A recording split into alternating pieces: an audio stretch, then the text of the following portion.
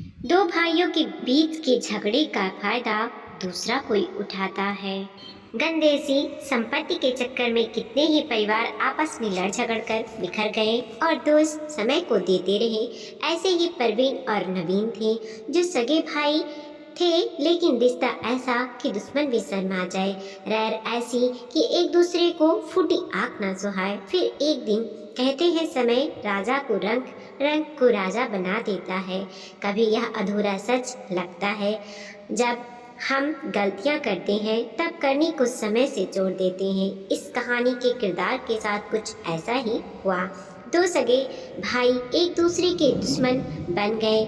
जब तक माँ बाप थे, रेस्टोरेंट अन्नपूर्णा का शहर में बड़ा नाम था। रेस्टोरेंट खुलने से देर रात तक ग्राहकों का तांता लगा रहता, फुर्सत ही ना मिलती। पैसों की ऐसी बरसात मानो एक ही जगह बादल फट रहे हों। समय हमेशा एक सा नहीं रहता, करवटें बदलने लगा। बाप का साया सिर से क्या उठा, भाइयों में प्रॉपर्टी को लेकर विवाद शुरू हो गया। किसी तरह जमा पूंजी का बंटवारा हो गया, लेकिन पंच रेस्टोरेंट को लेकर फंस गया। आपस में खींचातान चलती रही, घर में स्त्रियां झगड़ती रहीं। बाहर दोनों भाई, एक कहता मैं लूँगा, दूसरा कहता मैं।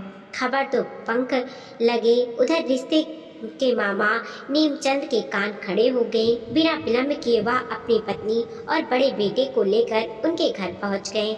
बड़ी चतुराई से उसने ज्ञानी व्यक्ति की तरह दोनों भाइयों, उनकी पत्नियों को घंटों अध्याय की बातें सुनाई, सुख दुख का लंबा प्रवचन दिया। जब देखा कि सभी उनकी बातों में रुचि ले रहे हैं, तब वह मतलब की बात पर आए। आपस में प्रेम भाव बनाए रखो, जिंदगी की यही सबसे बड़ी पूंजी है। रेस्टोरेंट तो बात की चीज है। नवीन ने चिंता जताई। हमारी समस्या यह है कि इसे बेचेंगे तो लोग थू थू करेंगे। थू थू पहले ही क्या कम हो रही है, नीमचंद समझाते हुए बोले। रेस्टोरेंट के सारे फसाद की ही जड़ है। यदि इसे किसी बाहरी को बेचोगे तो बिरादरी के बीच रही सही नाक भी कट जाएगी। सभी सोच में पड़ गए। रेस्टोरेंट एक है, हकदार दो का है। पहले तो मिलकर चलाओ, नहीं चलाना चाहते तो मैं खरीदने की कोशिश कर सकता हूँ। समाज यही कहेगा कि रिश्तेदारी में रेस्टोरेंट बिका है। नीमचंद का सातिर दिमाग चल रहा था। उसे पता था कि सुलह होगी नहीं।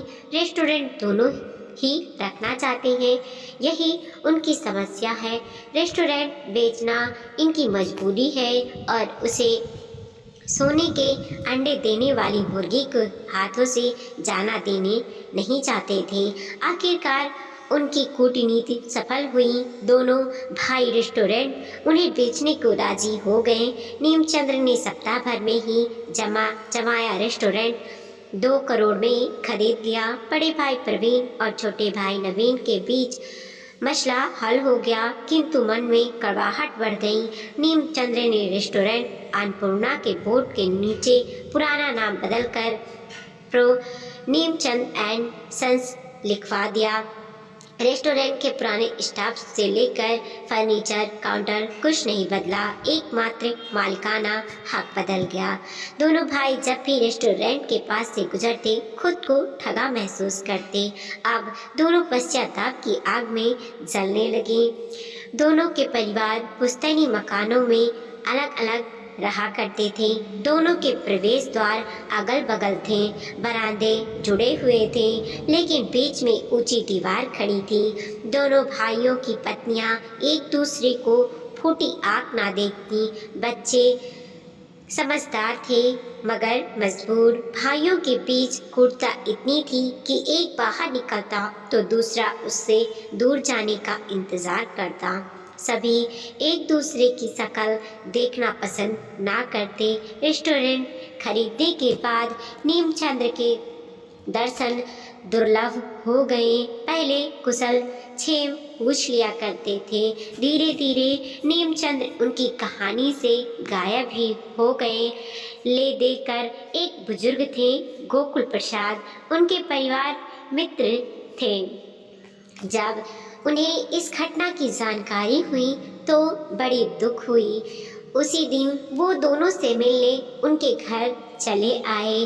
पहुंचते ही उन्होंने दोनों को एकांत में बुलाकर अपनी नाराजगी जताई, फिर बैठकर समझाया।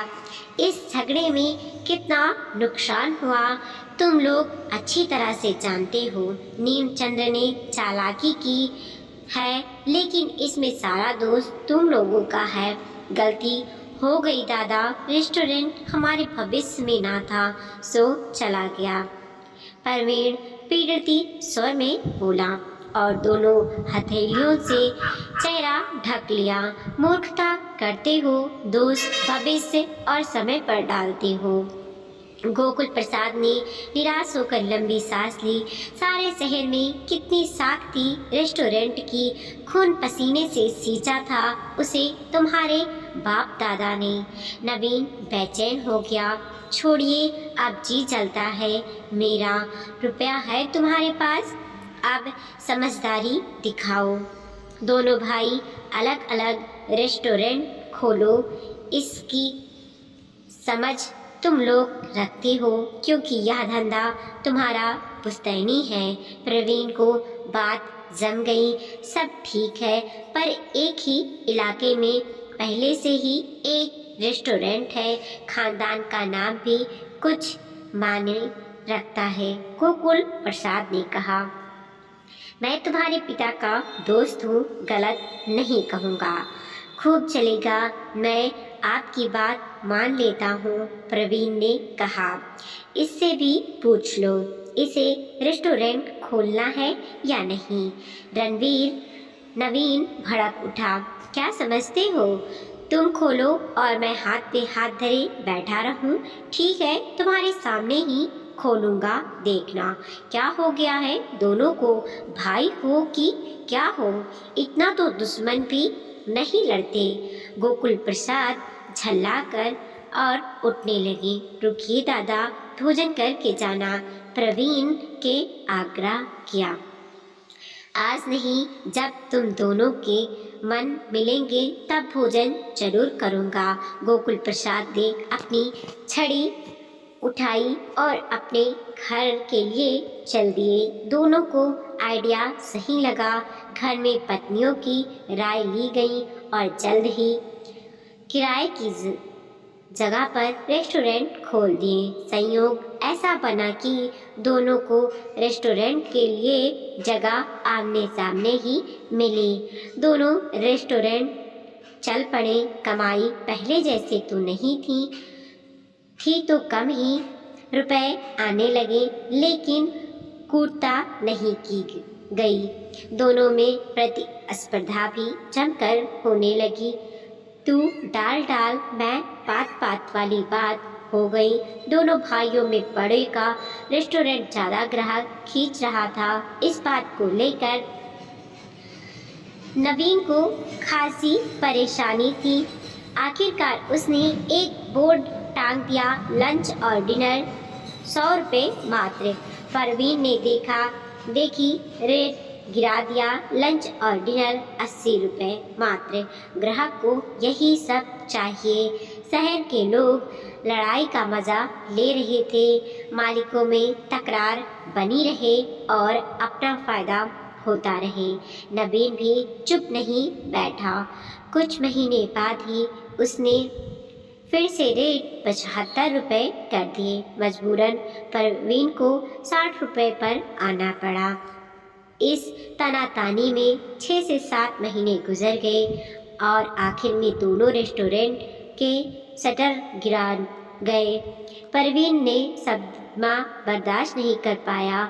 उसे एक दिन पश्चाघात हो गया। पास पड़ोसी समय रहते उसे अस्पताल ले गए। आईसीयू में 1 सप्ताह बीत गया। फिर हालत में सुधार दिखा। मोटी रकम इलाज में खींच हो गई। घर आया, शरीर में जान आने लगी, लेकिन आर्थिक तंगी ने उसे मानसिक रूप से बीमार कर दिया। घर की माली हालत अब पहले जैसी ना थी। पहले ही झगड़े में काफ़ी नुकसान हो गया था। नवीन की एक बेटी थी मनु। जब भी उसे अकेला पाती मिलने चली आती। कई दिनों बाद बरसात आज थम गई थी। आसमान साफ था। प्रवीण स्टिक के सहारे लॉन में टहल रहा था। मनु ने उसे देखा तो गेट खोलकर भीतर आ गई। उसने स्नेह से मनु को देखा और बड़ी उम्मीद से कहा, बेटी पापा से कहना कि ताऊ जी एक ज़रूरी काम से मिलना चाहते हैं। मनु ने हाँ में सिर हिलाया और पैर छूकर गेट पर खड़ी स्कूटी को फुर्ती से स्टार्ट किया और कॉलेज के लिए निकल गई। धूप ढलने लगी तब मनु कॉलेज से लौटी। नवीन तब ड्राइंग रूम में बैठा चाय की चुस्कियाँ ले रहा था। मनु ने किताबें रैक पर रखी और पापा के सामने वाले सोफे पर जा बैठी। पापा आप कल दिन भर कहाँ थे? उसने पूछा। क्यों, क्या हुआ? ऐसे ही पूछ रही थी। मनु ने सोफे पर बैठते हुए आगे की ओर शरीर झुकाते हुए कहा, मोहल्ले में एक बुजुर्ग की डेथ हो गई थी, इसीलिए जाना पड़ा। नवीन ने बताया। आपको वहाँ जाने की ज़रूरत क्या थी? उनके पास पड़ोसी रिलेटिव तो रहे ही होंगे, मनु ने प्रश्न किया। कैसी बेवकूफ़ी वाली बातें कर रही हो? समाज में जीना है तो सबके सुख दुख में शामिल होना चाहिए, नवीन ने समझाया। दैट्स करेक्ट, यही सुनना चाहती थी मैं। जब ताऊ जी बीमार पड़े तब यह बात आपकी समझ में क्यों नहीं आई? नवीन को काटो तो खून नहीं। भौचक्का सा मन्नू को देखता ही रह गया। वह आप और मम्मी ताऊ जी को देखने नहीं गए? मैं गई थी सीधे कॉलेज से, लगातार 3 दिन, मन्नू कहती रही। भैया भी अस्पताल में थे। मैंने उन्हें घर चलने को कहा तो बोले यहाँ से सीधे हॉस्टल जाऊँगा। घर अब रहने लायक नहीं रहा। यह सब मुझे क्यों सुना रही हो? नवीन ने प्रश्न किया। इसीलिए कि ताऊ जी कोई पराये नहीं है। आज उन्हें आपकी ज़रूरत है, मिलना चाहते हैं आपसे। नवीन ठगा सा रह गया। इस उम्र तक वह जो समझ ना सका वह छोटी सी उम्र में उसे सिखा रही है। मनु उठी और पापा के गले से लगकर बोली, समाज के लिए नहीं, रिश्ते निभाने के लिए ताऊ जी से मिलिए आज और अभी। उधर परवीन नवीन से मिलने को बेचैन था। वह बार बार कलाई खड़ी की सुइयों पर नज़र टिका देता, कभी बरामदे से नीचे मेन गेट की ओर देखने लगता। अंधेरा बढ़ने लगा। रोशनी में कीट पंखते सिर के ऊपर मंडराने लगी। थक कर वह उठने को हुआ, तभी नवीन आता हुआ दिखा। उसने इशारे से सामने की चेयर पर बैठने को कहा। नवीन कुछ देर असहज खड़ा रहा। मस्तिष्क में मनु की बातें रह रहकर दिमाग में आ रही थी। वह आगे बढ़ा और चेयर को खींचकर आमने सामने बैठ गया। दोनों बहुत देर तक खामोश रहे। आखिरकार नवीन ने औपचारिकतावश पूछा, तबीयत ठीक है आप? उसने हाँ कहते हुए असल मुद्दे की बात शुरू की। मुझे पैसों की सख्त ज़रूरत है। मैंने सोचा है कि मेरे हिस्से का मकान कोई और खरीदे, उससे अच्छा तुझे बेच दूँ। जितना भी देगा मैं ले लूँगा। नवीन खामोश बैठा रहा। सुन रहा है मैं क्या कह रहा हूँ? उसने जोर देकर कहा। सुन रहा हूँ, सोच भी रहा हूँ किस बात का झगड़ा था जो हम पर ऐसी नौबत आई। हमारा खून तो एक था, फिर क्यों दूसरों की बहकावे में आकर अब पछता कर क्या फ़ायदा। खेत तो चिड़िया कब की चुग गई। मैं ऐसी हालत में ना जाने कब तक जीऊँगा। तुझसे दुश्मनी लेकर जाना नहीं चाहता। परवीन ने उदास होकर बरामदे की छत को ताकते हुए कहा। तुम तो बड़े थे, बड़े का फर्ज नहीं निभा पाए, मैं तो छोटा था, नवीन ने उखड़े स्वर में कहा। फिर चश्मा उतारकर रुमाल से नम आंखों को साफ करने लगा। बड़ा हूँ तो क्या हुआ, छोटों का कोई फर्ज नहीं बनता। खैर छोड़ो, जो हुआ सो हुआ। अब बता, मेरा हिस्सा खरीदेगा? नहीं, नवीन ने सपाट सा जवाब दिया। क्यों, क्या हुआ? रेस्टोरेंट बेचकर हमसे गलती हो चुकी है। अब मेरी मजबूरी समझ, भले ही रुपए किस्त में देना।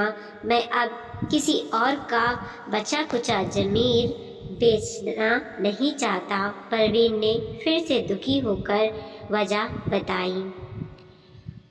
रॉकी की इंजीनियरिंग पूरी हो जाए, या मेरी अंतिम ख्वाहिश है। शरीर के साथ ना दिया तो कहीं किराए पर घर लेकर छोटा मोटा धंधा शुरू कर लूँगा। हमने आपस में जंग लड़ी, तुम भी हारे, मैं भी हारा, नुकसान दोनों का हुआ तो भरपाई भी दोनों को ही करनी है।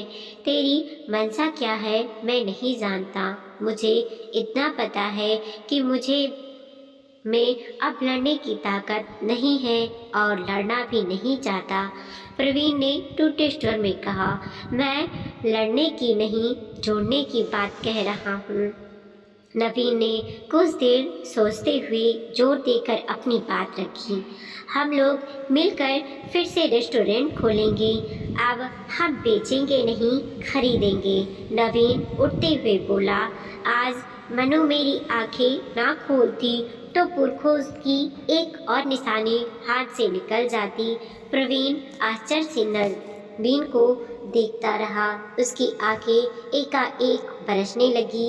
गिले शिकवे खरपतवार की तरह दूर बहते चले गए। मकान बेचने की कोई ज़रूरत नहीं है, सब ठीक हो जाएगा। बिजनेस के लायक पैसा है मेरे पास। जाते जाते नवीन कहता गया। इस बात को लगभग 4 माह हो गए। रेस्टोरेंट के शुभ आरंभ की तैयारी हो गई थी। इतिहार बांटे जा चुके थे। दशहरा का दिन था। रेस्टोरेंट रंगीन फूलों से बेहद करीने से सजा था। शहर के व्यस्ततम इलाके में इससे व्यवस्थित और आकर्षण रेस्टोरेंट दूसरा ना था। परिचित लोगों दोनों भाइयों को बधाई दे रहे थे। घर की बहुएं वृद्ध गोकुल प्रसाद ने उद्घाटन की रस्म निभाने के लिए निवेदन कर रही थी। गोकुल प्रसाद कोई सगे संबंधी ना थे, पारिवारिक मित्र थे। एक मित्र के नाते उनके स्नेह और समर्पण पर सभी गौरवान्वित हो रहे थे। मनु सितारे जड़े आसमानी लहंगे में सजी धजी आगंतुकों का स्वागत कर रही थी। रॉकी परवीन और नवीन के बीच खड़ा तस्वीर खिंचवा रहा था। सड़क पर गुजरते हुए लोग रेस्टोरेंट के बाहर चमचमाते सुनहरे बोर्ड की ओर मुड़ मुड़ कर देख रहे थे, जिस पर लिखा था रेस्टोरेंट अन्नपूर्णा ब्रदरहुड। वीडियो को लाइक कीजिए, कमेंट कीजिए और अपने दोस्तों के साथ जरूर शेयर कीजिए। चैनल पे नए हैं प्लीज़ सब्सक्राइब कीजिए और देखते रहिए मोटिवेशनल स्टोरी।